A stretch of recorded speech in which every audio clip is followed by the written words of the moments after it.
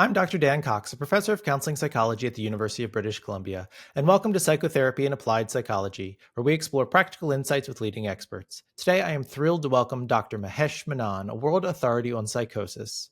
In this part of our conversation, we discuss what psychosis is and why people experience it. And I have to tell you that conversations about the mechanisms involved in psychosis are usually not that interesting to me, but I found this conversation engaging and I learned so much. So please leave a comment below, and if you enjoyed this conversation, it'd be much appreciated if you hit the like button and subscribe to the channel. This episode starts with my guest responding to my question about how he got into studying and practicing with psychosis. Let's jump in. When I was in my teens and undergrad, I was interested in psychology, but actually I was looking for experience in the field. And there's a wonderful. I was doing my bachelor's degree in India, and there's a wonderful NGO that was started by two women who were just a few years older than me, where they had started a home for women who were homeless, who had been experiencing severe mental illness. And they were, of course, such a vulnerable group. And so these two inspiring women had kind of started a home where they would kind of take people and give them a safe place and then start to work with them around kind of medications and so on. And then that really led to a whole incredible system of care eventually, kind of many years later. But when I was working with them, it was just like working. They had just started a small place and they needed volunteers to help out. So basically, I was doing my undergrad and I was looking for volunteer opportunities to work in the field of psychology.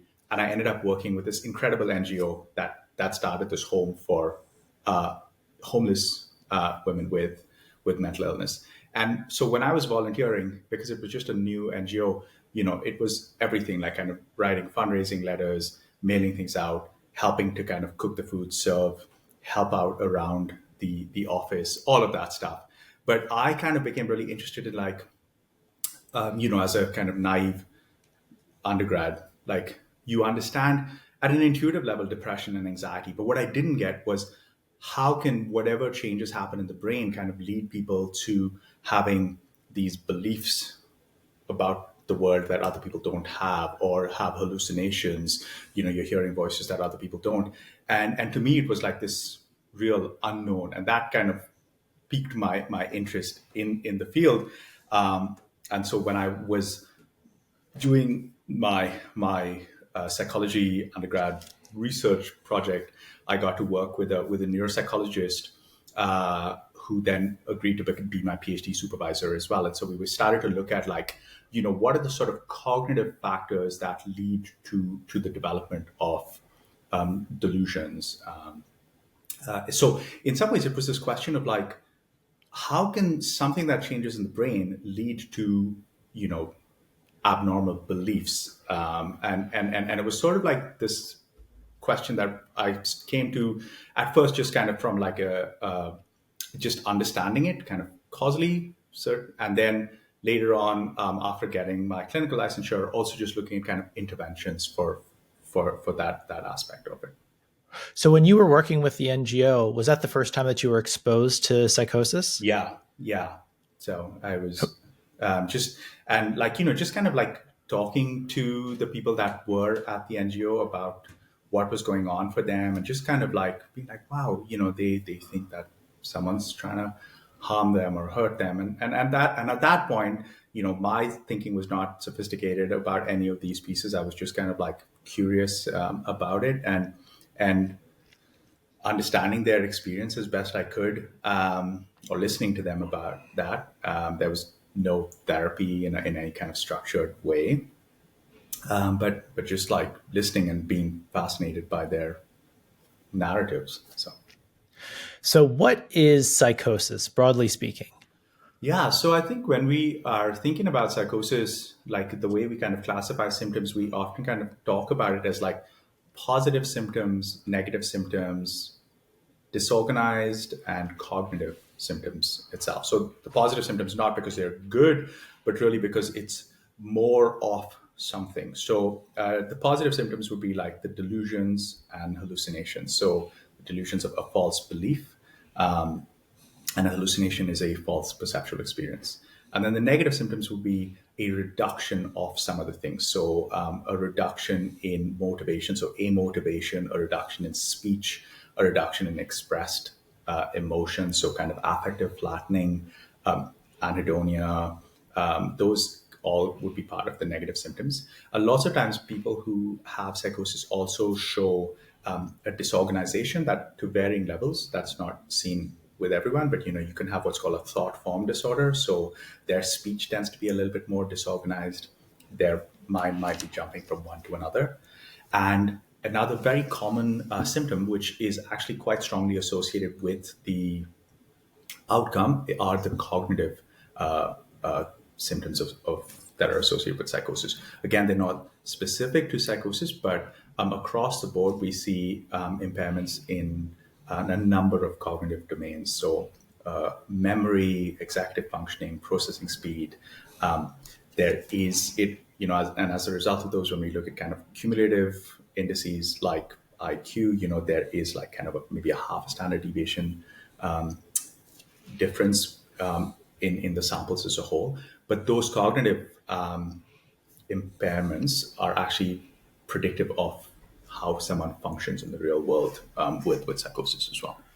Right. I think we're going to probably get into those cognitive functions a little more deeply when we get into one of the treatments you've been a Yeah. part of. Okay, so I want to, just because the audience is going to be a pretty broad audience, could we just double click for a moment on sort of delusions, hallucinations, and how you differentiate them? Sure.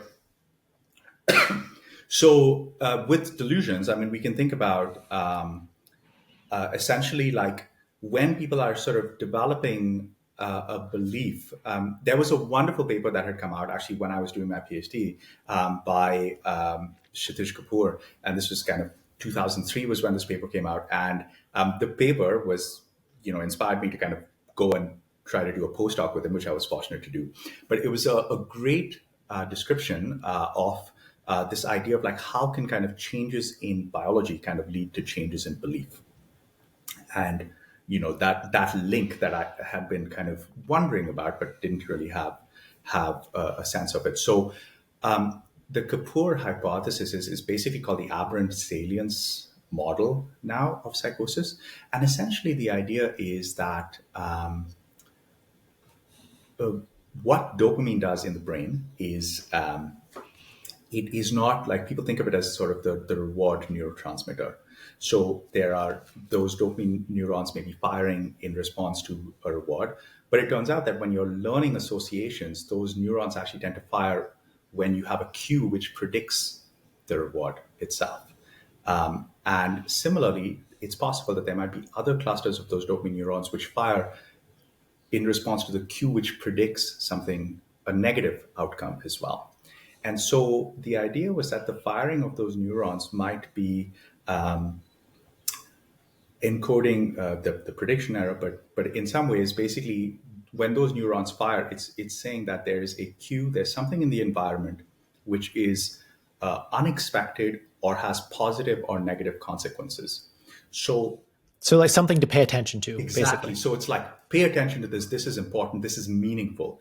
And so the idea was that depending on kind of which clusters of those, what is the kind of emotional tone that is connected to that signal itself, because that the midbrain dopamine neurons are quite heavily connected to like our limbic regions, the amygdala, and kind of so it's possible that when those neurons are firing, they're saying this is important and it's potentially positive or potentially negative itself.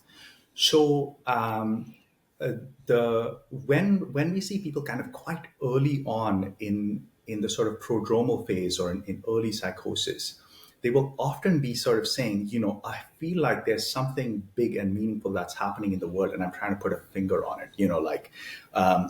Like people have used a phrase like, I feel like I'm in the matrix. I want to know there's something going on, like the world has changed, or there's a message that I'm meant to get. And it is it's up to me to try to figure that out, right? And so within that framework, the delusion that the person actually comes to is the narrative, the explanation for these experiences of significance that is happening in their life, to help them make sense of the world. And once we have that system, that explanation, then we fit other things in to like reinforce that belief, so to speak. So what we really see when people are developing delusions are two key experiences. One is like the feeling of paranoia itself, and the other is what we call ideas of reference, which then become kind of delusions of reference. So the paranoia is this really strong sort of almost feeling of self-consciousness. I feel like I'm being watched or observed, or people kind of know what is going on in my world or in my life. And sometimes they make sense of that experience by saying someone must be following me, or there must be a camera hidden away somewhere inside, which is why I'm still getting that feeling even when I'm by myself in my house, for instance. And it is connected to a sense oftentimes of harm. So it can be physical harm, like there are people who are watching me and they mean to hurt me or kill me, or it can be social harm, like they are talking about me somewhere. And so it used to be like, I think that there are people gossiping about me, or now it's become like, I think that there are people talking about me online, and I think that there might be a website. So these are like these common ways that that fear kind of manifests. And because there is sometimes a sense of powerlessness that is connected to that feeling, people often then think that there is a powerful entity or people or organization that kind of is perpetrating this harm towards them. So, they might say, like, I think the CIA is watching me and they mean to harm me. And then there is an explanation for that, right? So it's like we're trying to make sense of why we have this really strong feeling of being watched. And then that sense of paranoia often develops into what we call the persecutory delusions themselves. And then the other component, which is very common, especially in early psychosis and kind of persists for many people, are what are called ideas of reference. So it is basically where something happens in the world outside, and I get the feeling that that is a message to me. So the classic, experience that, shows up is like where people say, like, I was walking and I saw these like license plates, and it was a message to me that, I have to do X, Y, or Z. And it's like, I see that, and it's kind of maybe kind of triggering that meaning making machinery. And it feels like that was really personally a message to me specifically. And so again, that is then those experiences, we're trying to make sense of why am I getting that message, or what is the tone of that message. Oftentimes they might be negative messages. And so, that kind of, we're coming up with an explanation for it, and that explanation then becomes the delusion. So the specifics of the explanation can be culturally impacted. It can be impacted by things that are happening in my life at that point in time, how religious I am or not, how technologically inclined I am or not, how socially connected I am, and the types of traumas that we may have experienced in our life growing up that kind of dictate how we make sense of those experiences. And so just to make sure I understand, so this all sort of starts because normally when we see certain cues to pay attention to, dopamine fires in our brain, which blah, blah, blah. But for certain folks, somehow that firing will start to happen when it's sort of a misfiring, when the cues aren't present, the cues that we should, and so that sets this cascade of experiences. This thing is happening, so my brain's saying, my body is saying, pay attention to something, but there actually there's no car speeding down the road you need to get out of the way of. There's no social threat. There's no social there's nothing, right? But like so your body, your whole self is saying, pay attention to the thing, but there's no thing. So, but because of how we're set up, you create a thing. Yeah. Or it's basically like, it's that, it's a neutral thing that has nothing to do with me. Right. Right. And when I'm seeing it, that car parked there, yes, that car parked, which has nothing to do with you, but it just happens to be parked there. But because this is firing you, then almost because of how we're built, you almost have to make an explanation for Yes. what that has to do with me, why it's a threat or why it's a concern or whatever. Yes. And because we're social creatures, we those even kind of neutral things that are there are oftentimes connected to social agents as messages to me, right? That car has been left there by someone, like, yeah. Right. Right. So Okay. when I was doing my postdoc, we were looking at kind of like the brain imaging, kind of fMRI correlates of some of these things, and we tried to develop a study where we tried to induce that experience for people when they were in the scanner. So we told people, I'm going to show you some sentences, Folks with psychosis or without? folks with psychosis and folks without psychosis, to kind of see what was happening in the Yeah. brain when they had that experience. And so they'd be in the scanner, and we would kind of show them just a bunch of sentences. And what we had said to them was, when you see this, I want you to tell me whether you think that this was written specifically about you. So you wouldn't say yes if that's true of me, like, if the sentence was, I have, like, he has black hair and you have black hair, you wouldn't say yes. But it's when you read that, you're like, whoa, they put that just specifically about me. And we said, like, that's a really uncommon experience. We don't expect you to have it. But if you do get it when you're in the scanner, say yes. If not, say no. And what we actually did was we kind of met with people before we did kind of an intake assessment, and we snuck in sentences which were actually about them, things from their life. And we kind of put that in there. And so everyone would have some things which are about them. And we were looking at, like, do people recognize the specificity of that, as well as what's happening in the brain when they are just kind of seeing that. And so there's a lot of, like, midbrain structures which do a lot of self-referential information processing, right? As well as, like, the parts of the brain, like those dopamine regions of the midbrain, the striatum. And what we found is that when people were making those judgments, those cortical and subcortical structures all lit up. And then for our healthy controls, people without psychosis, when they thought something wasn't about them, they said, no, it's not. And then those networks kind of shut down. But for the people who had delusions of reference, those parts of the brain kind of were hyperactive.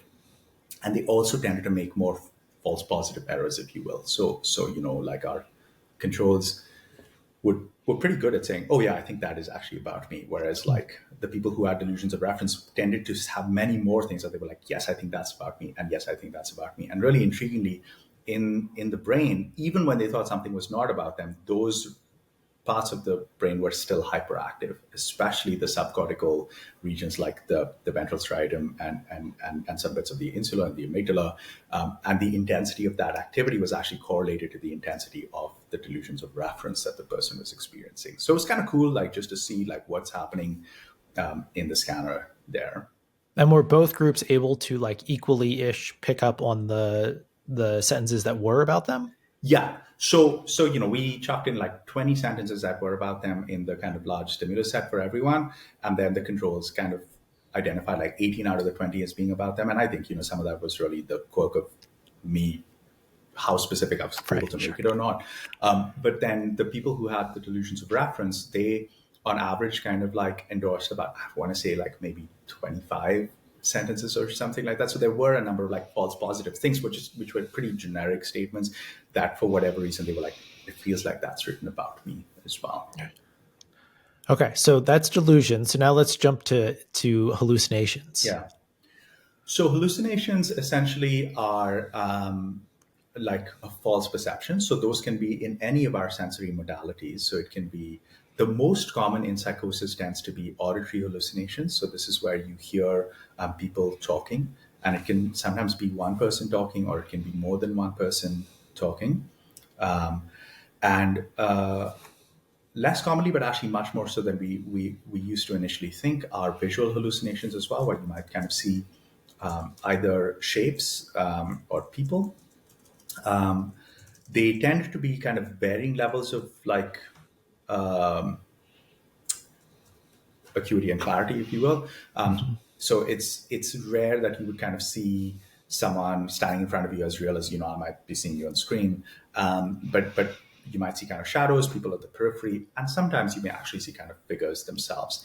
And sometimes you would have kind of multimodal hallucinations, so you might see the shape that is speaking, but that tends to be rare, despite what you see in films and things like Beautiful Mind and so on.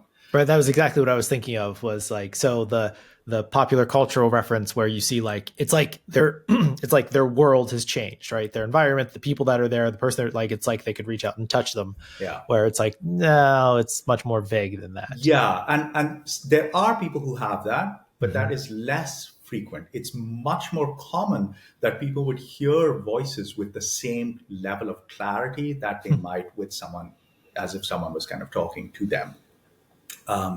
And that can kind of vary in frequency and intensity, and of course, how much it occupies your mind. That tends to be a lot more common. And then about a quarter to a third of the people will see some kinds of visual hallucinations. That could be the occasional kind of like figure. It could be shadows. It could be other things that our brains kind of filling in the gap in terms of uncertainty, but not often that. So how often do delusions and hallucinations co-occur? Like how Very frequently, yeah. okay. So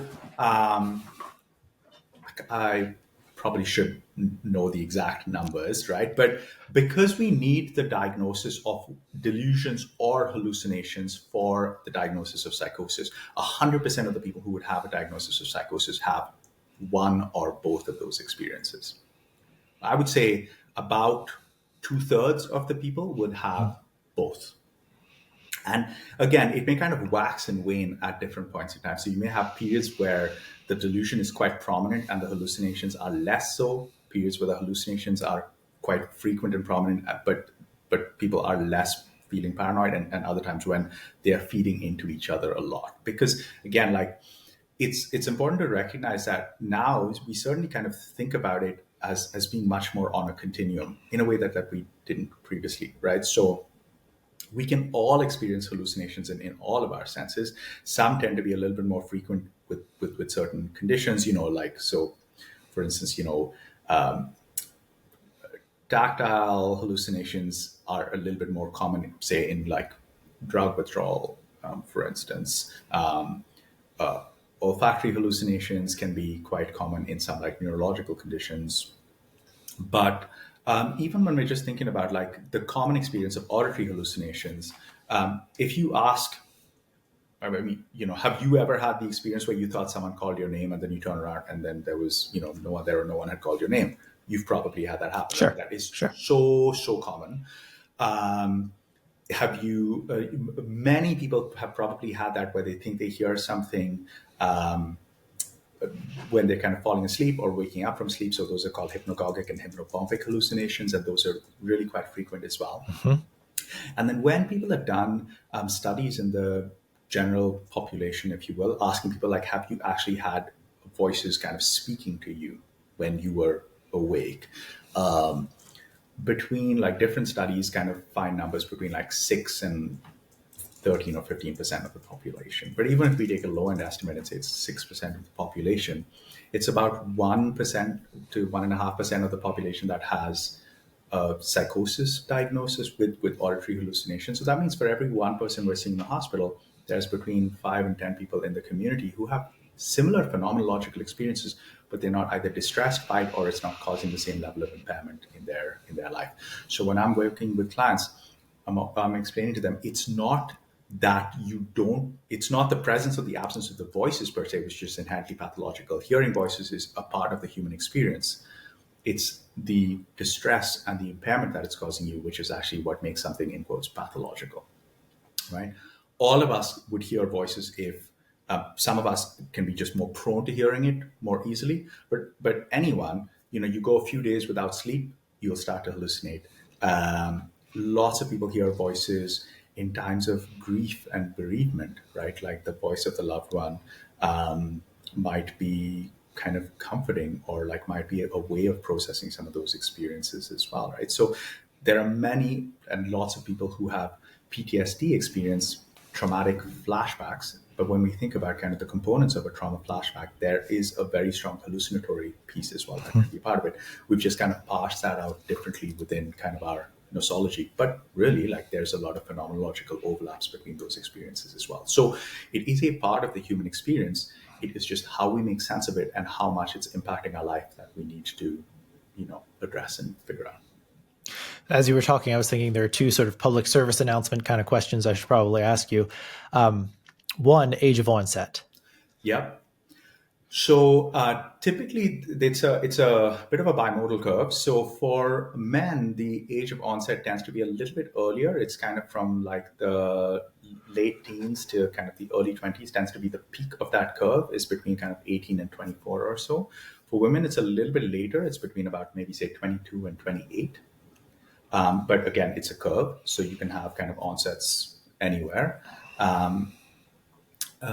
For some people, like kind of a much earlier onset is usually kind of associated with more illness severity. So, people who've had the symptoms start off, 10, 12, 14, that can be associated with greater severity. And sometimes it can be also associated with kind of earlier substance use, for instance, which is a big risk and trigger for psychosis. That was another question I was going to, that was my next question, but just to put a pin in this one, or put a bow on this one. So you talked to, it's a distribution, right? So it's sort of, these are the typical ages of onset. That doesn't mean it can't happen outside of that, but it would be, this is a question, it'd be very unusual to have a 42-year-old man who had initial onset of psychosis when he was 42. Yeah, it would be rare. It's not impossible. Not impossible, Yes, but very it is, unlikely. yes, and it is oftentimes kind of indicative, perhaps, of like a particularly stressful period that might be happening. Something which is kind of like, we can talk a little bit about the stress vulnerability model. Like, we were talking about the biology part earlier on, but like this idea, right? The biopsychosocial model there. What is pushing someone towards developing some of those experiences at that age? Now, I should also point out for women, we do think that there might be some hormonal things which are protective. And so it turns out that for women, there is actually a smaller second blip that happens around menopause. So there are some women who will develop it at around menopause, when there are some of those hormonal changes. And for the same reason, those hormonal changes might also be why women do sometimes have postpartum depression, postpartum anxiety, and postpartum psychosis, because there are such profound hormonal changes that are happening in their bodies as well. So in some cases you get sort of a short-term psychosis. Yeah. Wow. Wow.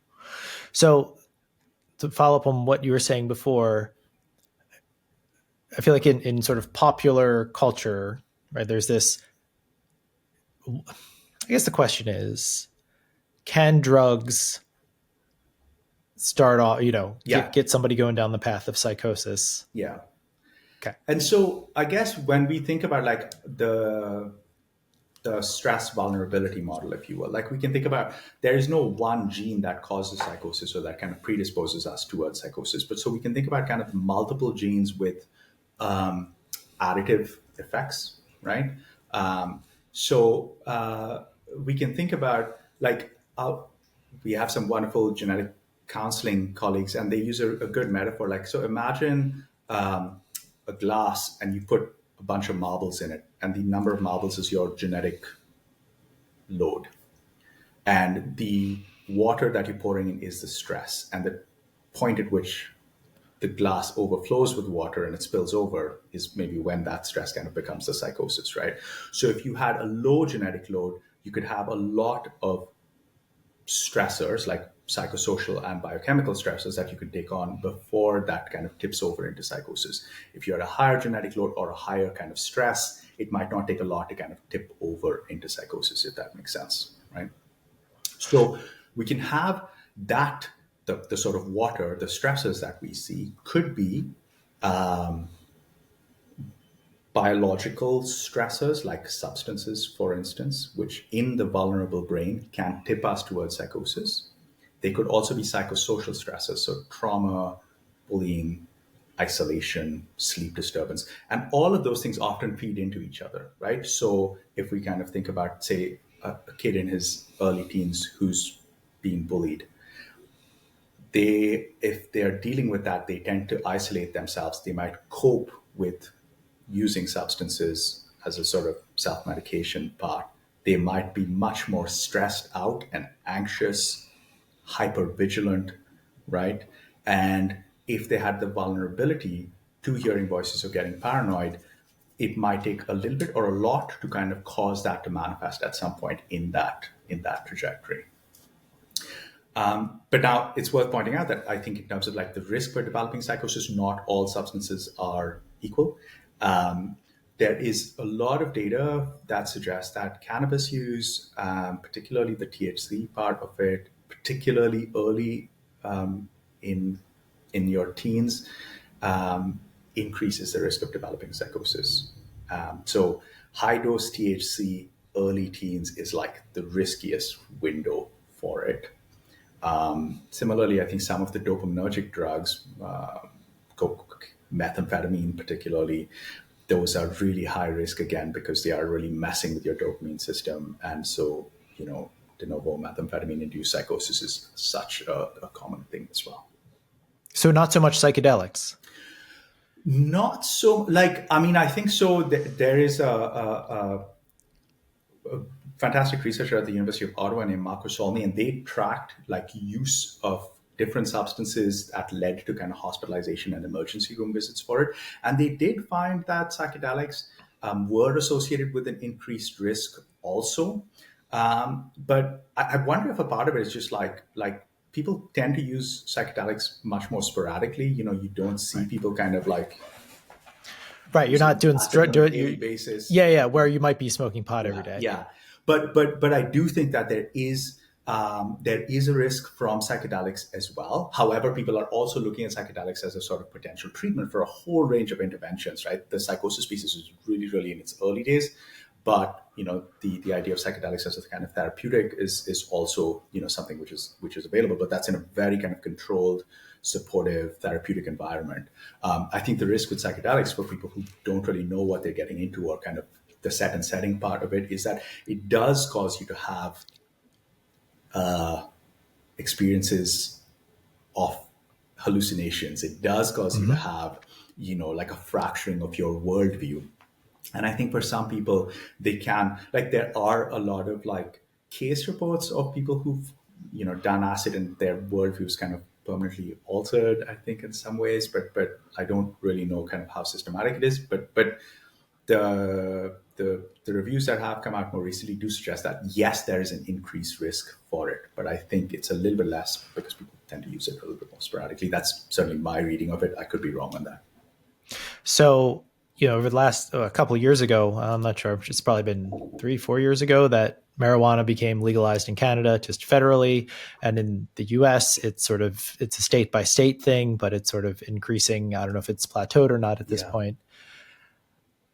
So I guess when that was happening, knowing what you know and working with whom you work with, did you have a, oh no, kind of what's your reaction to that or thoughts about this legalization now that what you're saying is like that this is a risk factor. It's a precipitant for probably a small number, but for people whose lives get forever altered, still very important number of folks. I mean, I think the data is showing that there were increases, that the increased availability to cannabis did kind of increase the numbers of folks that we were seeing with it. So I think kind of at a public health, yes, that has been a risk.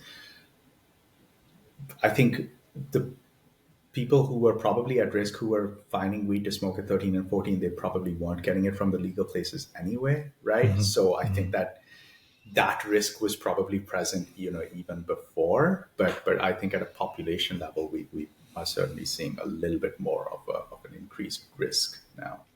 So, and this might be beyond what the data that we have now say, but would it be reasonable, I guess, to say like that, habitually doing drugs or these sorts of things that increases risk, that's going to be more likely to lead to psychosis if it's happening around when those windows are for onset than when outside of those windows.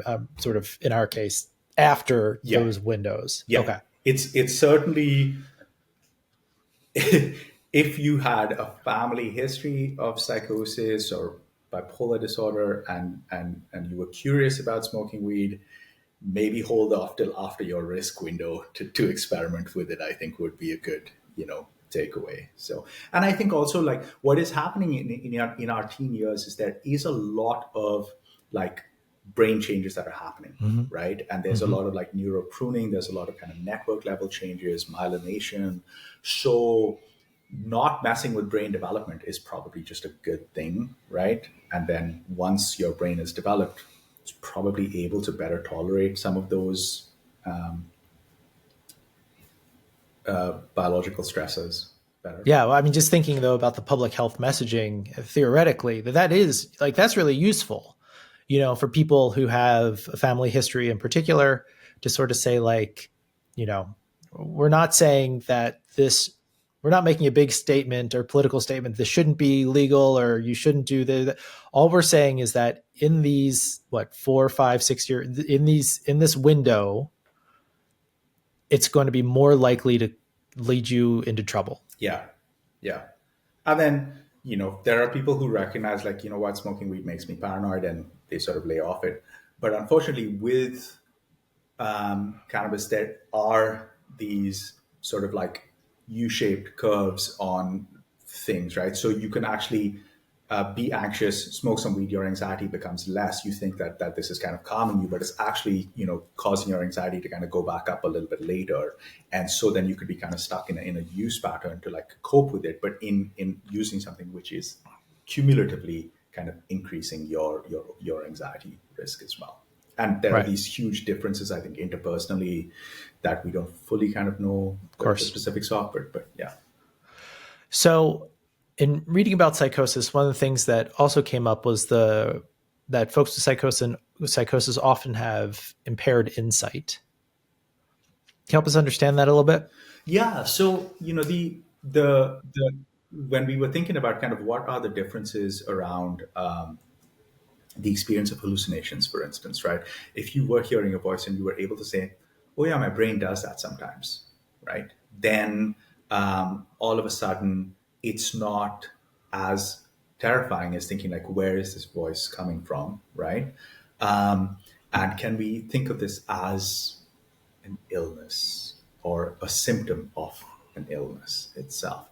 And so I think like there is varying levels of acceptance around that and an understanding of it. And so a number of colleagues have suggested that like maybe understanding it through the lens of like what we think of as like anosognosia is a helpful construct. So anosognosia in sort of neurological illnesses is where someone might, for instance, have a stroke and their left side is paralyzed, but they're like, "I'm fine, I can walk." And then if you fall over, you're like, "Why is someone kind of holding onto my foot? Because I can't reconcile that there's a part of me which isn't working." So it's an unusual and interesting phenomenon. The sort of like thing that Ollie Sachs talks about in some of his books, right? But in psychosis, it is to say like I'm hearing a voice or I'm feeling paranoid, and someone's saying to me that's a symptom of an illness, but my brain isn't somehow able to recognize that is a symptom. That experience is so real. Our kind of internal signal is so powerful and overwhelming. What is the external feedback that is coming in?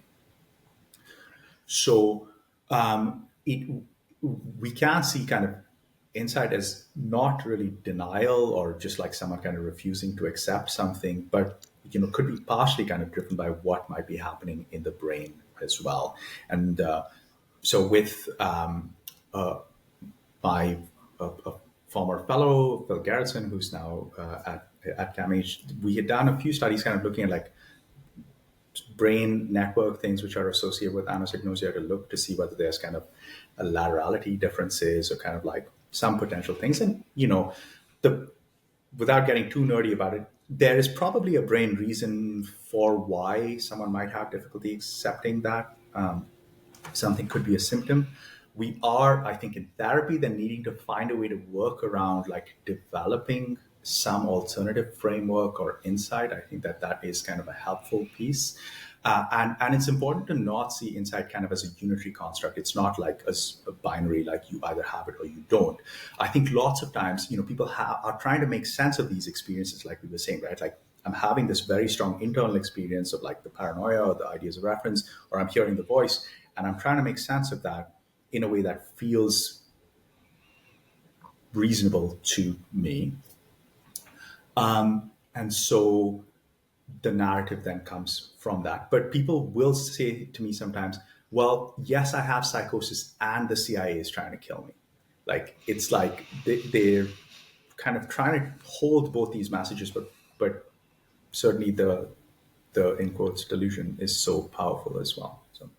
So I was also reading about, I think it's called source monitoring bias, which I think fits in with what we're talking about, right? Yeah, a little bit, and we were thinking about that a little bit in the construct of in the around when hallucinations. So we were thinking that one of the possibilities is that when we have internal experiences, if we're uncertain of where that is coming from, how likely are we to think of that as internal versus external? And so one of the hypotheses had been that maybe if we're in conditions of uncertainty, have an internal experience, but we think it's coming from the outside, we experience that as a voice. And we can look at that in terms of like more long-term memory processes, the sort of tagging that's happening. We can also think about it more on a kind of moment-to-moment basis. And one of the other similar hypotheses around that was what was called the sort of perceptualization threshold, like when we have our own internal thoughts,